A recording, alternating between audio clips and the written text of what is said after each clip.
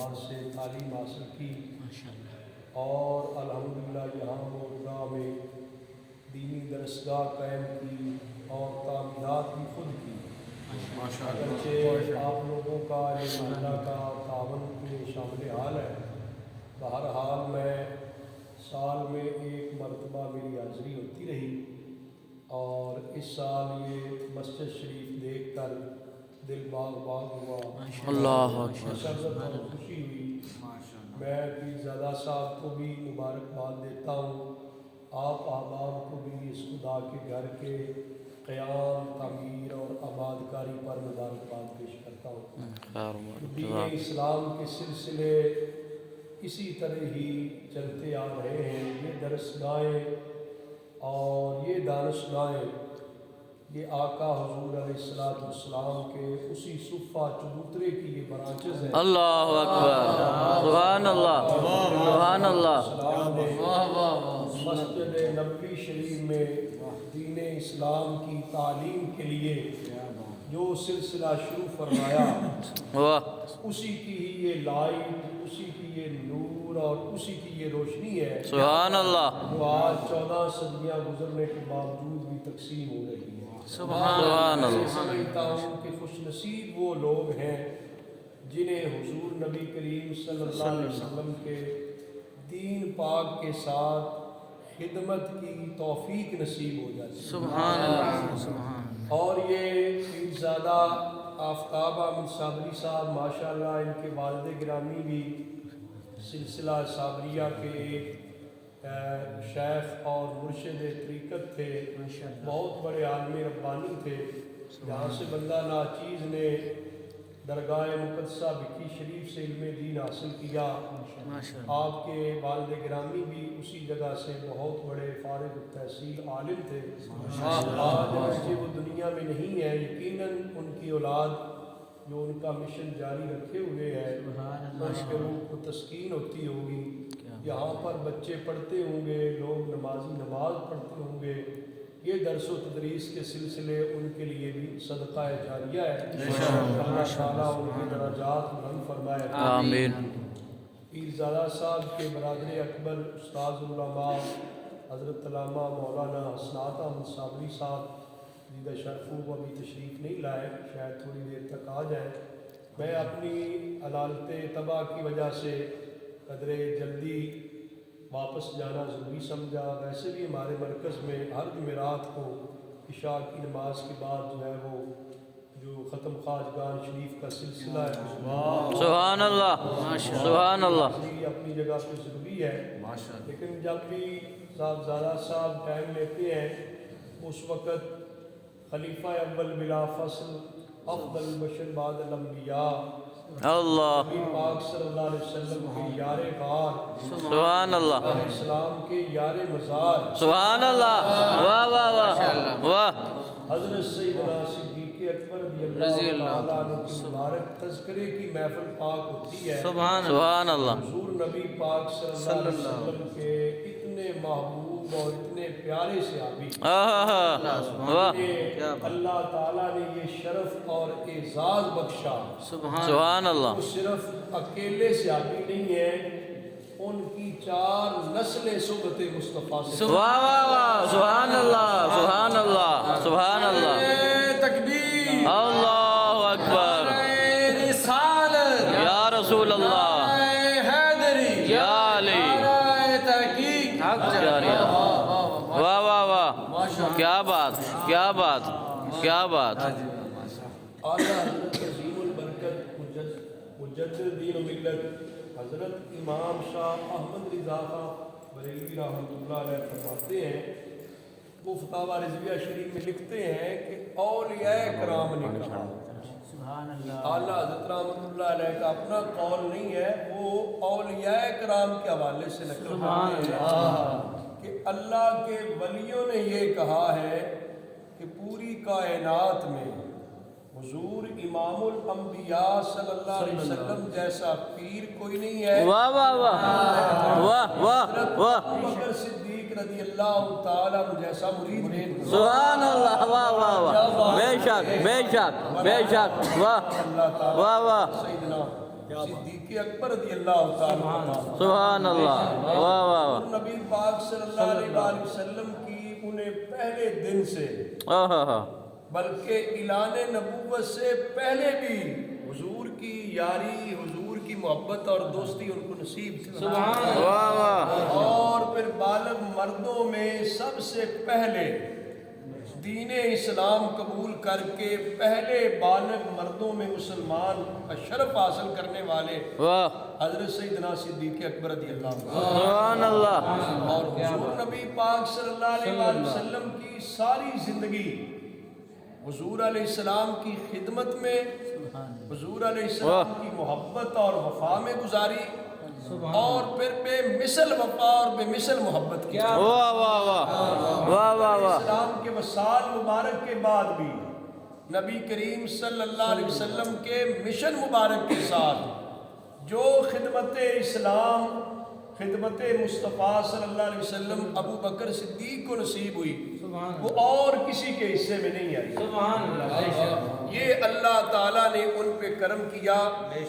باقی لوگوں کی خدمت، باقی صحابہ اکرام کی خدمتیں اپنی جگہ پہ بڑی بڑی بے مثال ہیں، لیکن حضور نبی پاک صلی اللہ علیہ وسلم نے ارشاد فرمایا، ما نفعنی مال احد قط، ما نفعنی مال ابی بکر، اتنا نفع تو کسی شخص کے مال نے مجھے نہیں دیا جتنا ابو بکر صدیق کے مال نے دیا۔ سبحان اللہ، نعرہ تکبیر، نعرہ رسالت، نعرہ تحقیق، نعرہ حیدری، نعرہ غوثیہ، جبلہ استاذی مکرم، آقا حضور علیہ السلام میں اعتراف کریں ان کی خدمت واہ واہ واہ، کیا بات، کیا بات، ساری کائنات میں افضل ترین ذات ہے حضور کی ذات، نبیوں کے بھی تاجدار اور قائد المرسلین، سبحان اللہ، امام المرسلین، خاتم النبیین، باعث تخلیق کائنات، سبحان اللہ، فخر موجودات ہے، علیہ السلام اللہ تعالیٰ کی کائنات میں، مخلوقات میں اعلیٰ ترین ہستی اور ذات ہے۔ سبحان اللہ، حضور علیہ السلام بھی ابو بکر صدیق کا تعارف کروائے تو ان کی خدمات کو آقا حضور بھی قبول فرمائے۔ واہ واہ واہ، کیا بات، کیا بات، یہ ہے نا، خدمت کرنے والے تو بے شمار ہوتے واہ واہ واہ، ہیں، لیکن مخدوم کس کی خدمت کو کتنی قبولیت اور درجہ دیتا ہے۔ کیا بات، حضور علیہ السلام نے فرمایا، مالدار تو بڑے لوگ تھے، صحابہ اکرام میں سے بڑے بڑے مالدار تھے، حضرت ابو بکر صدیق سے زیادہ مالدار تھے، لیکن حضور نے فرمایا جتنا ابو بکر کے مال نے مجھے نفع دیا اتنا تو کسی اور کے مال نے دیا ہی نہیں۔ واہ واہ واہ، بے شک، بے شک، صرف بے یہی نہیں فرمایا، فرمایا ان من امن الناس علیہ فی صحبتہ و مالہ ابو بکر۔ اسلام نے فرمایا تمام انسانیت میں سب سے زیادہ میری بارگاہ میں مال خرچ کر کے میری خدمت کرنے میں، میری صحبت میں، میری خدمت میں سب سے زیادہ اگر کسی کے میرے اوپر احسانات ہیں تو وہ ابو بکر صدیق۔ اسلام پر کسی کا کیا احسان ہو سکتا ہے؟ حضور تو خود محسن کائنات ہے، ساری کائنات کی نعمتیں تو حضور کی بدولت ہیں، حضور پر کسی کا کیا احسان ہو سکتا ہے؟ لیکن قربان جاؤں حضور علیہ السلام نے پیارے صدیق اکبر کی خدمت کو اتنا شرف قبولیت بخشا، اتنا نوازا فرمایا ابو بکر سے بڑھ کر اور کسی شخص کے میری بارگاہ میں نہ مالی خدمات ہے نہ جانی خدمات ہے۔ تب بھی حضور علیہ السلام نے یہ بھی ارشاد فرما دیا، آپ نے فرمایا جس کسی کا میرے اوپر کوئی احسان، کوئی خدمت تھی، حضور علیہ السلام فرماتے ہیں اس کا قرض میں دنیا میں چکا چکا، جو بھی کسی نے میری خدمت کی اس کا عوض اور بدلہ دنیا میں میں اس کو دے چکا، سوا ابو بکر کی۔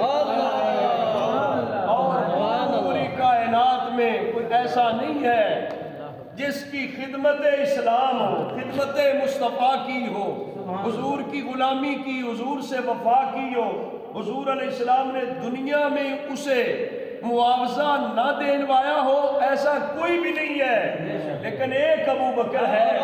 حضور فرماتے ہیں باقی سب کو میں دنیا میں معاوضہ دے دیا، ابو بکر کو قیامت کے دن رب کی بارگاہ میں عرض کروں گا، رب تعالیٰ ابو بکر کو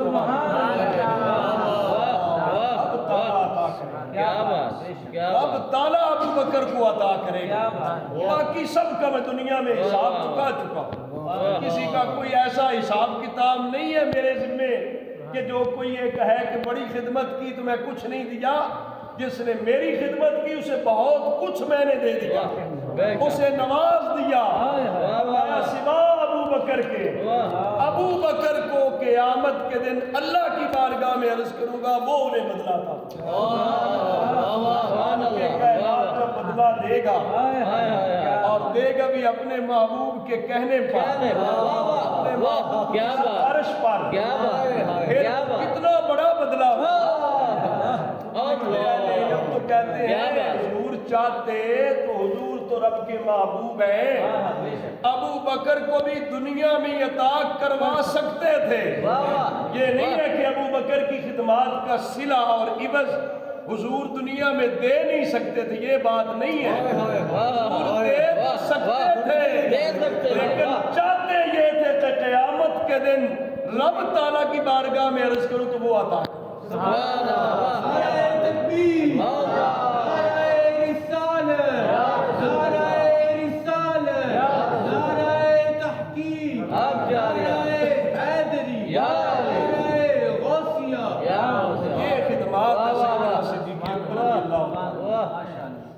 اور کسی صحابہ کے فضائل میں یہ چیز ملتی ہو کہ اس قدر نوازا حضور نے، اور حضور نے فرما دیا حب ابی بکر و شکر واجب علی امتی، میرے پیارے صدیق اکبر کی محبت کرنا، ان کا شکر بجا لانا میری ساری امت پہ لازم۔ اس قدر حضور علیہ السلام نے نوازا ہے، ان کی خدمت کو قبول کیا ہے۔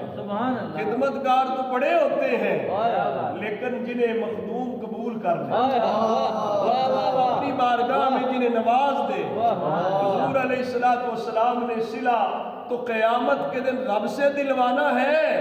دنیا میں امت کو سبق دے دیا، میرے پیارے صدیق سے پیار کرنا، محبت کرنا، ان کا شکریہ ادا کرنا میری پوری امت پہ لازم ہو، بلکہ عظیم محدث ہے ابن جوزی رحمۃ اللہ علیہ، ان کا میں آج قول پڑھ رہا تھا، وہ فرمانے لگے، وہ بھی بزرگوں کی بات کر رہے تھے، اپنی بات نہیں کر رہے تھے، کہنے لگے ان السلف كانوا يعلمون اولادهم حب ابي بكر وعمر كما يعلمون السور من القرآن۔ آیا کرتے کہ سلف صالحین بزرگان دین ہمیشہ اپنی اولاد کو محبت صدیق اکبر، محبت فاروق اعظم اس طرح تعلیم دیا کرتے، اس طرح سکھایا کرتے تھے جس طرح قرآن مجید کی سورت سکھائی جاتی ہے۔ اتنا ضروری ہے ذکر صدیق اکبر، کہ بزرگوں کا طریقہ یہی چلا آ رہا ہے کہ جس طرح سورہ فاتحہ پڑھاتے، سورہ اخلاص پڑھاتے، سورہ ناس پڑھاتے، قرآن کی صورتیں یاد کرواتے، ایسے ہی ابو بکر صدیق کے فضائل و کمالات یاد کرواتے۔ یہ ہے مرتبہ اور مقام کیا ہو، رب تعالیٰ نے ابو بکر صدیق کو حضور کی غلامی کے لیے، خدمت کے لیے چن لیا۔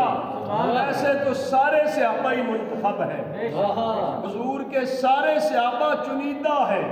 رب تعالیٰ نے ساری کائنات میں نبیوں کے بعد جو لوگ زیادہ صاف دل والے تھے، تقوی پرہیزگاری والے تھے، رب تعالیٰ نے ان سارے انسانوں کی روحوں کو جمع کر کے اپنے محبوب کا صحابہ بنا دیا۔ کیا بات کیا بات ان میں پھر افضل الصحابہ، سید الصحابہ، امیر الصحابہ، سب صحابہ کرام میں سب سے افضل و اعلیٰ جس کو مقام ملا وہ پیارے صدیق اکبر رضی اللہ عنہ۔ حضرت سلیمان بن یسار رضی اللہ تعالیٰ عنہ فرماتے ہیں کہ حضور نبی پاک صلی اللہ علیہ وآلہ وسلم نے ارشاد فرمایا کہ 360 ایسی خصلتیں ہوتی ہیں، 360 بندے کے اندر، بندہ مومن کے اندر ایسی اعلیٰ خصلتیں ہوتی ہیں، رب تعالیٰ جس کے ساتھ بھلائی کا ارادہ کرتا ہے اس کو 360 خصلتوں میں سے کوئی ایک خصلت عطا کر دیتا ہے جس کی بدولت وہ بندہ مومن جنت داخل ہو جائے۔ کل کتنی خصلتیں ہیں؟ 360 بندے کے جوڑ بھی 360 360 خصلتیں ہیں۔ ایمان والوں میں سے رب تعالیٰ جس پہ کرم کرتا ہے، جس کے ساتھ خیر اور بھلائی کا ارادہ فرماتا ہے، اس کو رب تعالیٰ 360 میں کوئی ایک خصلت عطا کر دیتا ہے، وہ اس خصلت کی بدولت جنت میں داخل ہو جائے۔ جب آقا حضور نے یہ ذکر فرمایا نا 360 خصلتیں، گویا کہ ہر خصلت ہی جنت میں جانے کی لائق ہے۔ جس بندے کو وہ خصلت ایک بھی مل گئی نا وہ جنتی ہے۔ پیارے صدیق اکبر نے عرض کی آقا حضور کیا میرے اندر بھی ان میں سے کوئی خصلت پائی جاتی ہے؟ سیدنا صدیق اکبر کی عاجزی پر، سیدنا صدیق اکبر کے کمال پر، عاجزی پر، انکساری پر۔ آج تھوڑا سا کچھ ہوتا ہے بندے کا نہ جانے کیا کچھ کہتا رہتا ہے، تھوڑا سا علم آ جائے تو علمی غرور کتنا بن جاتا ہے، تھوڑا سا مال دولت آ جائے کس قدر غرور آ جاتا ہے۔ استاد العلماء حضرت علامہ مولانا صاحبزادہ اسرات اور صابری صاحب ہمارے جامعہ اسلام آباد کے سینئر استاد تشریف لائے ہیں۔ میں ان کی دعوت پہ آیا، کٹھی آ رہا تھا، بس میری کوئی مجبوری تھی سفر میں، کوئی اور بھی بہرحال یہ ہے کہ مجھے خوشی ہے ماشاءاللہ دونوں بھائی جس انداز میں دین کا کام کر رہے ہیں۔ میں نے پہلے عرض کر دیا کہ ان کے والد گرامی کی روح کو بھی سکون ملتا ہوگا، ان کی شب و روز کی دینی مصروفیات کی بدولت اللہ کرے سب کی اولادیں نیک آمین۔ سیدنا صدیق اکبر رضی اللہ تعالیٰ سے محبت اور پیار کرنے والے آمین۔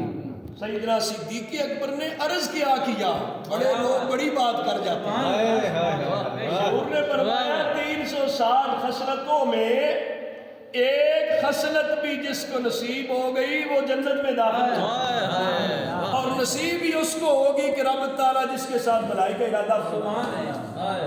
جب سیدنا صدیق اکبر نے عرض کر دیا کہ حضور کیا ان 360 میں کوئی خصلت میرے اندر بھی پائی جاتی ہے؟ میرے آقا حضور علیہ السلام نے فرمایا پیارے صدیق 360 خصلتیں تمام کی تمام رب تعالیٰ نے تیری ذات میں جمع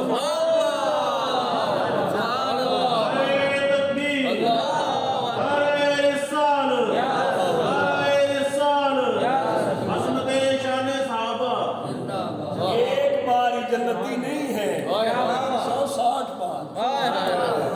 جتنا عدد جنتیوں کا ہو سکتا تھا، جتنی خصلتیں، جتنے اوصاف، جتنے کمالات جنت میں جانے والے ہو سکتے تھے، رب تعالیٰ نے 360 بنائے اور سارے کے سارے ذات صدیق اکبر میں جمع فرمائے۔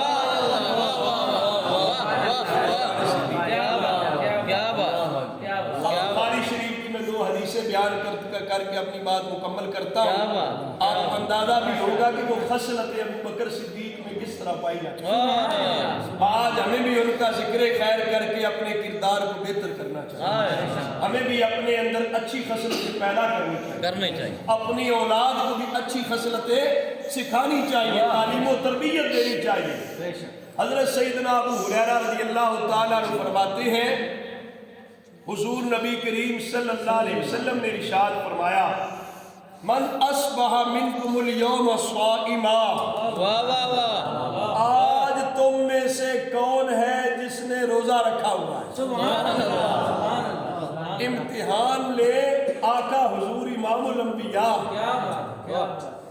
اور امتحان لے صحابہ اکرام کی کلاس کا، وہ جو اعلیٰ ترین لوگ ہیں، نبیوں کے بعد اعلیٰ ترین لوگ ہیں، ان کا امتحان اور ہو بھی اورل ٹیسٹ اوپن کلاس ہے پوری مجلس میں۔ یہ نہیں ہے کہ ریٹن ہے تو کچھ چیٹنگ ہو سکتی ہے، یہ ایسا بات نہیں۔ مسجد نبوی میں مجلس مصطفیٰ صلی اللہ علیہ وسلم ہو، حضور کی مجلس تو سب سے اعلیٰ ترین مجلس، حضور کے صحابہ کی کلاس کی اب سے اعلیٰ ترین کلاس، حضور علیہ السلام سوال کر رہے ہیں، حضور جانتے ہیں پھر بھی سوال کر رہے ہیں تاکہ دنیا والوں کو پتہ چل جائے مقام صدیق اکبر، کردار ہے صدیق اکبر کا، کردار بولتا ہے۔ یہ علماء جانتے ہیں ایک فضائل ہوتے ہیں رب تعالیٰ کی عطا سے، ایک بندے کا کسب ہوتا ہے، کردار ہوتا ہے جو فضیلت حاصل کرنے کا ذریعہ بنتا ہے۔ سیدنا صدیق اکبر کے فضائل بھی بے مثل و بے مثال تھے، لیکن آپ کا کردار بھی بے مثل و بے مثال تھا۔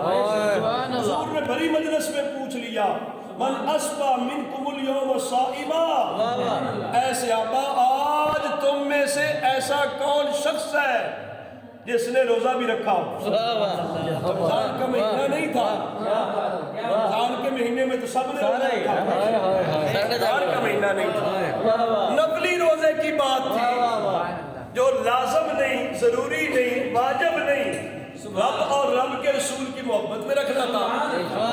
حضور نے پوچھ لیا تم میں سے آج کون ہے روزے دار؟ ابو بکر۔ صدیق عرض کرنے لگے آقا حضور میں نے آج نفلی روزہ بھی رکھا، میں صائم ہوں، میں روزے دار ہوں، نفلی روزہ رکھا ہے۔ دیکھو نا ٹیسٹ ہو رہا ہے، سامنے ہو رہا ہے، بڑی مجلس میں ہو رہا ہے۔ آقا حضور نے دوسرا سوال کیا، فرمایا من تبع منکم اليوم جنازہ، آج کے دن تم میں سے ایسا کون ہے جس نے کسی مسلمان بھائی کی نماز جنازہ پڑھی، نماز جنازہ میں شرکت کی ہو، وہ کون ہے؟ ساری صحابہ کی مجلس میں قال ابو بکر انا، ابو بکر کھڑے ہو کے عرض کرتے آقا حضور میں نے آج جنازہ بھی پڑھا۔ اس الیوم کو عربی میں ہم کہتے ہیں نا یومیہ، ڈیلی ڈائری جو ہوتی ہے نا یومیہ ڈائری، بخاری شریف کی اس حدیث پاک میں ابو بکر صدیق کی ڈیلی ڈائری بیان کی، روز کی بنیاد پر کردار ہے۔ پہلا کویسچن کیا گیا کہ روزے دار کون؟ بڑی مجلس میں ایک ہی جواب آیا ابو بکر۔ دوبارہ حضور نے دوسرا کویسچن کیا من تبع منکم اليوم جنازہ، تم میں سے جنازہ کس نے آج پڑھا ہے؟ قال ابو بکر انا، ابو بکر میں نے جنازہ بھی پڑھا۔ تیسرا کویسچن کیا من اطعم منکم اليوم مسکینا، تم میں سے ایسا کون شخص ہے جس نے آج کسی مسکین کو کھانا بھی کھلایا ہے؟ پوری بڑی مجلس میں ایک ہی جواب آتا ہے قال ابو بکر انا، ابو بکر نے عرض کیا کہ حضور میں نے آج مسکین کو کھانا بھی کھلایا۔ یہ ہے کردار صدیق اکبر۔ پھر چوتھا سوال آتا ہے، آقا حضور نے فرمایا من عاد منکم اليوم مریضا، تم میں سے ایسا کون شخص ہے جس نے آج کسی بیمار کی بیمار پرسی بھی کی ہے، کسی مریض کی عیادت بھی کر رکھی ہے؟ قال ابو بکر انا۔ چوتھے سوال کے جواب میں بھی جواب آتا ہے، ابو بکر عرض کرتے آقا حضور میں نے ایک بیمار چار کویسچن کیے، چاروں کے جواب میں آنسر اور جواب صرف ابو بکر آنا کا۔ یہ ہے بھری مجلس میں شارحین حدیث کہتے ہیں حضور کو تو پتا تھا رب کی عطا سے کہ ابو بکر روزے دار بھی ہے، ابو بکر نے مسکین کو کھانا بھی کھلایا، ابو بکر نے جنازے میں شرکت بھی کی ہے، ابو بکر صدیق نے بیمار کی بیمار پرسی بھی کی ہے۔ حضور تو سارا کچھ جانتے تھے رب کی عطا سے، پھر بڑی مجلس میں سوال کیوں کیا؟ شارحین حدیث کہتے ہیں اس لیے تاکہ دنیا والوں کو پتا چل جائے کہ میرا یار غار جو ہے وہ صحابہ میں افضل ہے اپنے کردار کی بنیاد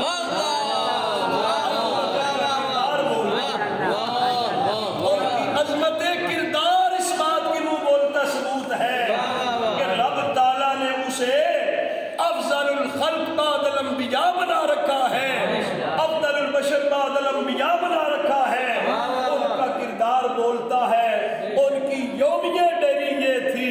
جب آقا حضور نے سارے سوالوں کا جواب سنا، آپ چاہتے تھے بڑی مجلس میں ابو بکر ہی ہوتا ہے، ہر سوال کے جواب میں ابو بکر آنا۔ جب سارے سوالوں کے جواب میں ابو بکر آیا نا، حضور نے فرمایا مجتمعنا فی امرئ الا دخل الجنہ۔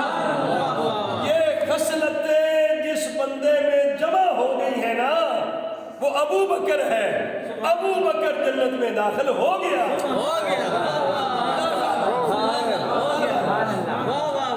یاد کرو بھی نہیں ہے ادھر صاحب داخل جنت میں داخل ہو گیا۔ کہتے ہیں اس کا مطلب کیا ہے جنت میں داخل ہو گیا؟ کہتے ہیں مطلب ہے داخل الجنہ بلا محاسبہ۔ حضور کا تو ہر غلام ہی جنت میں داخل ہوگا، لیکن ابو بکر جب داخل ہو گیا بغیر حساب و کتاب کے داخل ہو گیا۔ مصطفیٰ کا ہم سفر، ابو بکر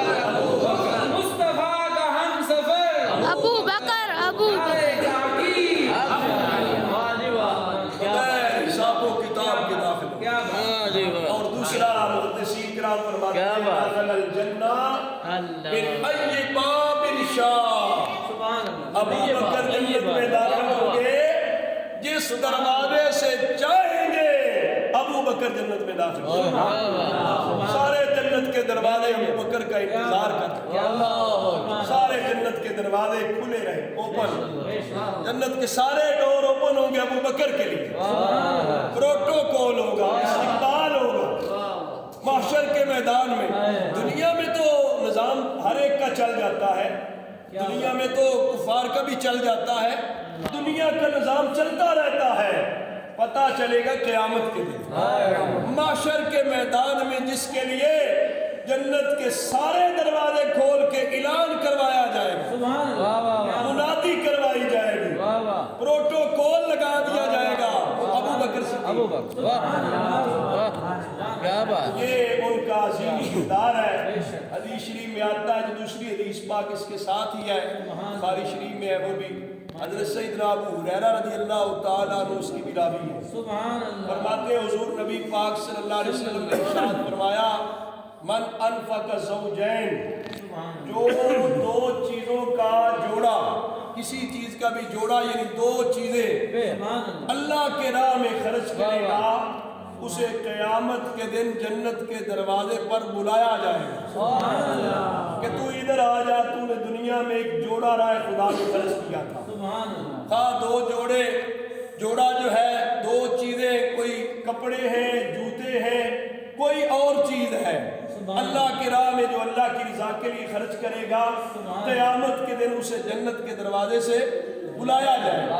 حضور علیہ السلام نے یہ ارشاد فرمایا تو ساتھ یہ بھی ارشاد فرمایا من کان من آل الصلاۃ دعی من باب الصلاۃ۔ جو دنیا میں نماز سے پیار کرتا ہوگا، نماز سے زیادہ پیار ہوگا جس کو، وہ قیامت کے دن جنت کے باب صلاح سے بلایا جائے گا۔ جو نماز کا گیٹ ہوگا جنت کا، اس دروازے سے اس کو بلایا جائے گا۔ تو دنیا میں نماز سے زیادہ پیار کرتا تھا، یہ نماز والوں کا گیٹ یہ ہے۔ ایک ہے فرض نماز پڑھنا، پیار یہ ہے کہ بندہ پھر تہجد بھی پڑھ رہا ہے، اشراق اور چاش بھی پڑھ رہا ہے، نفل پڑھ رہا ہے، نفلی عبادات میں مگن رہتا ہے، اسے جنت کے اس گیٹ سے داخل کیا جائے گا جو نماز کا گیٹ ہے. سبحان اللہ. اور حضور نے فرمایا من کان من اہل الجہاد دعی من باب الجہاد، جو جہاد سے زیادہ پیار کرے گا اسے قیامت کے دن جہاد والے گیٹ سے جو جنت کا دروازہ ہے اس سے بلایا جائے. من کان من اہل الصدقہ دعی من باب الصدقہ، جو دنیا میں صدقہ خیرات راہ خدا میں زیادہ خرچ کرنے سے پیار کرتا ہے اسے قیامت کے دن باب صدقہ جو جنت کا گیٹ ہے نا اس دروازے سے بلایا جائے گا. من کان من اہل الصیام دعی من باب الریان، جو روزے سے پیار زیادہ کرتا ہے اسے قیامت کے دن جنت کے باب ریان سے بلایا جائے گا. دنیا میں تو وہ پیاس برداشت کرے گا، اس دروازے کا نام ہی ریان رکھا گیا جو شراب کرنے والا ہے، جسے دیکھ کر ہی ساری پیاس بندے کے لیے اتر جائے. شراب کرنے والا دروازہ، روزے دار کو اس دروازے سے بلایا جائے گا. جب حضور علیہ السلام نے یہ حدیث شریف بیان فرمائی، حضرت ابو بکر صدیق نے سوال کیا. کبھی حضور سوال کرتے صحابہ جواب دیتے، اس کے اندر بھی امت کی تعلیم ہوتی. تو کبھی صحابہ سوال کرتے حضور جواب دیتے، اس کے اندر بھی امت کو تعلیم دینا. یہ تعلیم و تعلم کا سلسلہ ہے. یہ کویسچن آنسر سیشن جو ہوتا ہے، سوال و جواب نشست جو ہے، یہ تعلیم و تربیت کا ایک بہترین ذریعہ بنتا ہے.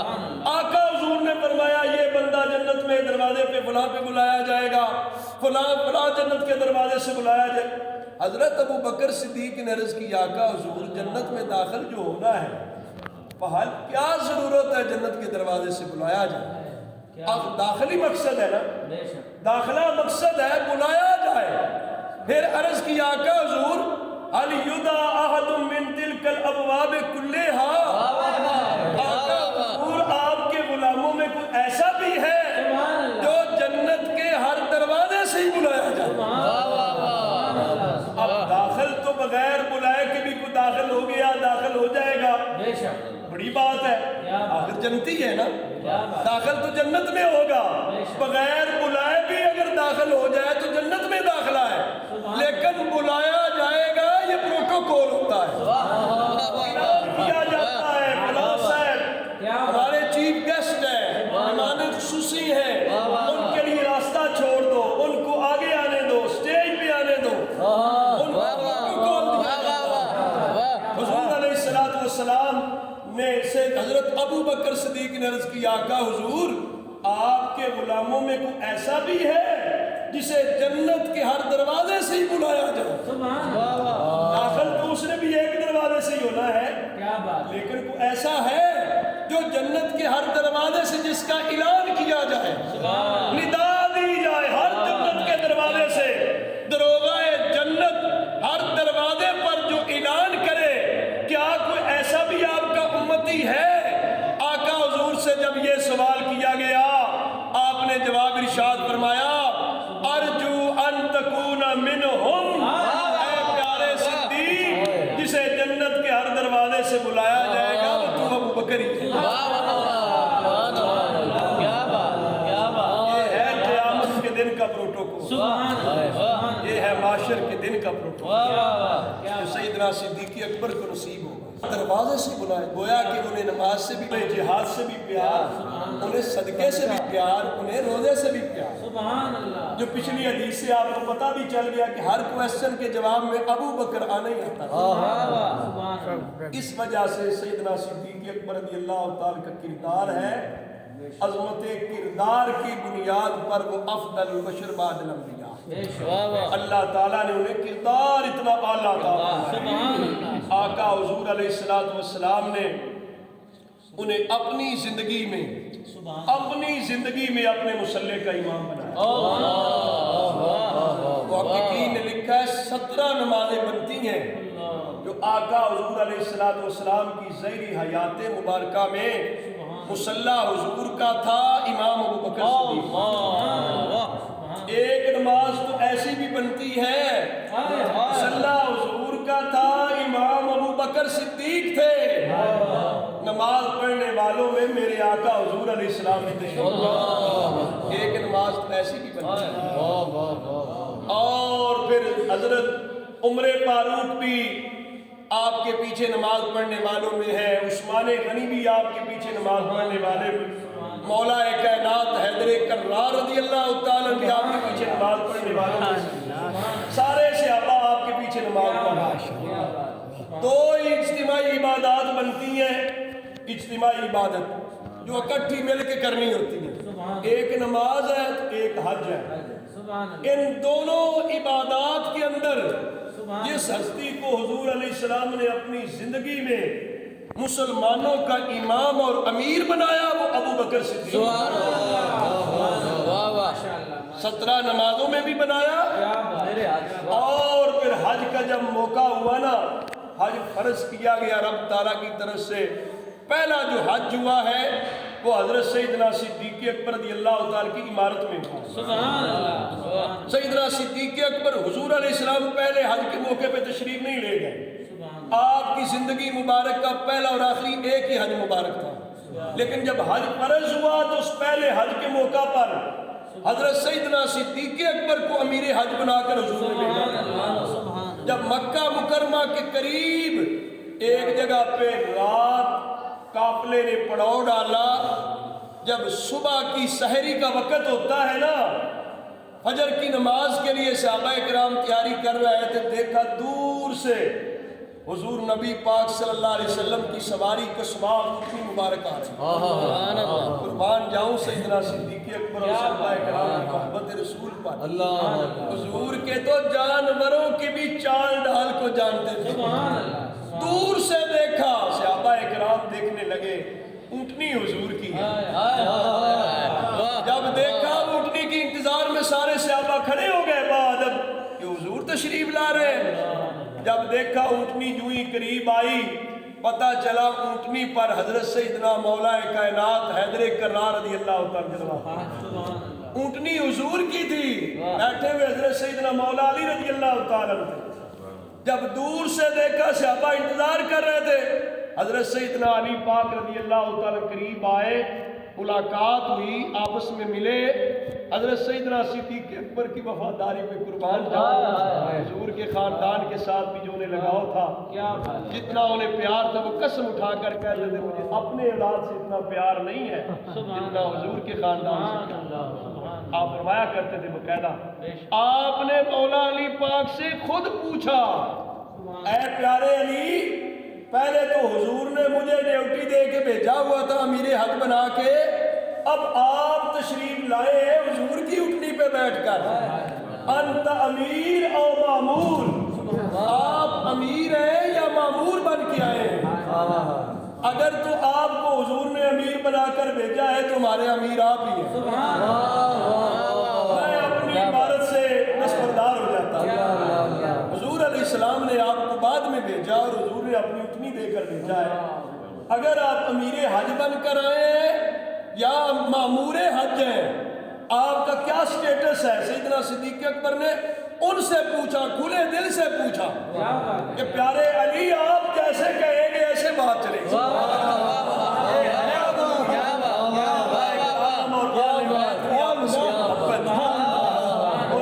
معاملہ تھا، حضرت علی پاک نے عرض کی پیارے صدیق اکبر سے کہ آپ ہی امیر حج ہیں، حضور نے مجھے امیر حج بنا کر نہیں بھیجا، لیکن میری ڈیوٹی یہ لگائی ہے کہ اے علی، آپ نے کعبہ شریف کے پاس مکہ مکرمہ میں یہ اعلان کرنا ہے کہ آئندہ سال حضور نے خود تشریف لانا ہے، لہذا کوئی مشرک اور کوئی بے لباس آدمی کعبے کا طواف کرنے آئندہ سال نہیں آئے۔ یہ اعلان اس ٹائم کے رواج کے مطابق یہ تھا کہ کوئی گھر کا بندہ اعلان کرتا تھا، کیا بات ہے، کیا بات ہے، یعنی عرب والوں میں دستور یہ تھا کہ کوئی فیملی ممبر کسی معاہدے کو توڑنا ہوتا یا کسی معاہدے کو جاری کرنا ہوتا، اس کا باضابطہ اعلان فیملی ممبر کرتا تھا۔ اس وجہ سے حضور نے حضرت علی پاک کو اپنی اٹھنی دے کر بھیجا، اے علی آپ جائیں، حج کے اجتماع میں مکہ مکرمہ پہنچ کر جا کے اعلان کر دینا میری طرف سے کہ آئندہ سال کوئی مشرک اور کوئی بے لباس آدمی کعبے کا طواف نہیں کرے گا۔ تو یہ اعلان کرنے کے لیے حضرت سیدنا علی رضی اللہ تعالیٰ عنہ۔ لیکن میں نے عمدۃ القاری شرح صحیح بخاری میں جب یہ پڑھایا میرا دل بڑا باغ ہوا، بڑا خوش ہوا کہ سیدنا صدیق اکبر کی علی پاک سے محبت کتنی تھی، محبت کتنی، دور سے استقبال کے لیے انتظار میں کھڑے ہو، اونٹنی حضور کی آ رہی ہے، انتظار میں کھڑے ہو گئے۔ جب قریب آئے تو محبت پیار سے اتنا ملے، پہلا کوشچن یہ کیا، انت امیر و معمور، اے علی آپ امیر ہیں یا آپ معمور ہیں؟ اگر آپ امیر ہیں تو میں آپ کے جھنڈے تلے ہی حجے بیٹھتے کتنے پاک اور صاف لوگ تھے جو حضور کی صحبت میں آئے، حضور کے خاندان میں، حضور کے گھرانے میں، حضور کی آل پاک، جو مرتبہ مقام انہیں ملا، تقدس، طہارت، پاکیزگی، جو بے لوث تینت پہ لاکھوں سلام میرے امام، جن کی تو مٹی بے لوث ہے، لوگ معاذ اللہ نہ جانے کیا کیا باتیں کرتے ہیں، وہ بے لوث تینت پہ لاکھوں سلام، انہیں کیا دنیا کے کسی عہدے اور منصب کا لالچ، دنیا کے کسی مال و دولت کا کوئی لالچ نہیں ہو سکتا، وہ تو اتنے خالص مخلص، اتنے تقوی پرہیزگاری والے لوگ تھے کہ رب تبارک و تعالیٰ نے جنہیں بھی حضور علیہ السلام کے عقد نکاح میں آنے کا شرف بخشا، انہیں عورتوں کو کہا گیا لستن کأحد من النساء، میرے محبوب کے عقد نکاح میں آنے والی خواتین وہ خواتین ہیں جن جیسی کوئی خواتین نہیں ہوتی۔ آقا حضور علیہ السلام نے انہیں یہ شرف بخشا، رب نے انہیں عزت عطا کر دی۔ حضور علیہ السلام کی اولاد پاک ہے سیدہ طیبہ طاہرہ خاتون جنت رضی اللہ عنہا، جنہیں سیدہ نساء العالمین قرار دیا، جنہیں سارے جہان کی عورتوں کا سردار بنایا۔ قیامت کے دن سر محشر اعلان کیا جائے گا، اے محشر والے اپنی نگاہیں جھکا لو، بنت مصطفیٰ صلی اللہ علیہ وسلم تشریف خاتون جنت آ رہی ہے۔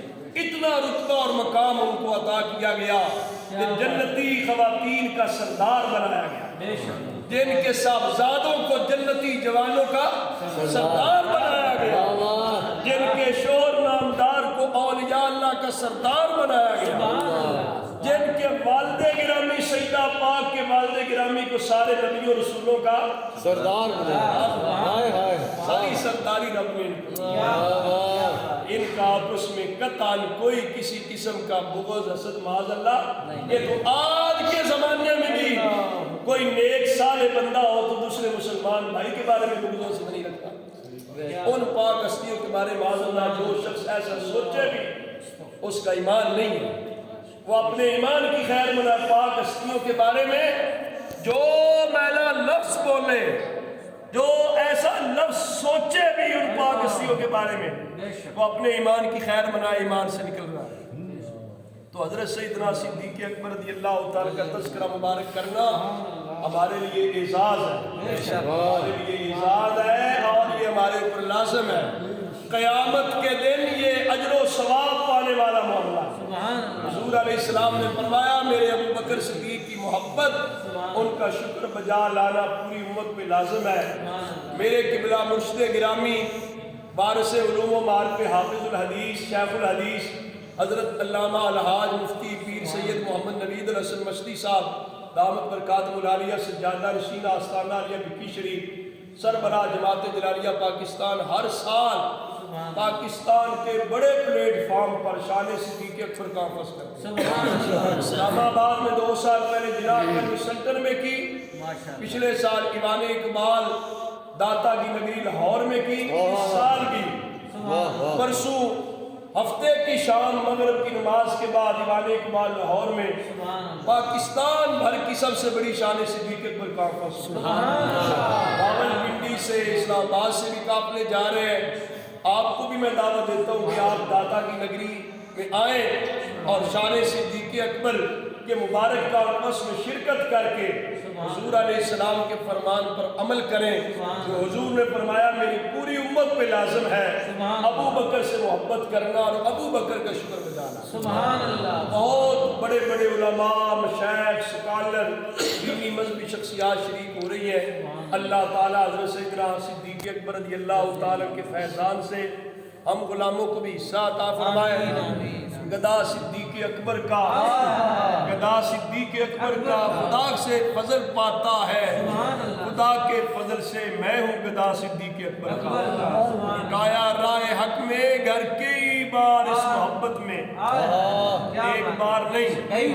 مولانا حسن رضا کہتے ہیں لٹایا راہ حق میں گھر کئی بار اس محبت میں، لٹ لٹ کر حسن گھر بن گیا صدیق اکبر۔ اتنا بڑا گھر ابو بکر صدیق کا بنانا کائنات میں اور کسی کا اتنا بڑا گھر نہیں ہے۔ ابو بکر کا وہی گھر ہے جو رسول اللہ کا گھر ہے، حضور کا مزار مبارک ہے، وہی ابو بکر صدیق کا مزار مبارک ہے۔ لٹ لٹ کر حسن گھر بن گیا صدیق اکبر کا۔ اللہ تبارک و تعالیٰ حضرت سیدنا صدیق اکبر رضی اللہ تعالیٰ عنہ کے درجات کو مزید بلند فرمائے، ان کے وجود و برکات سے مستفید فرمائے اور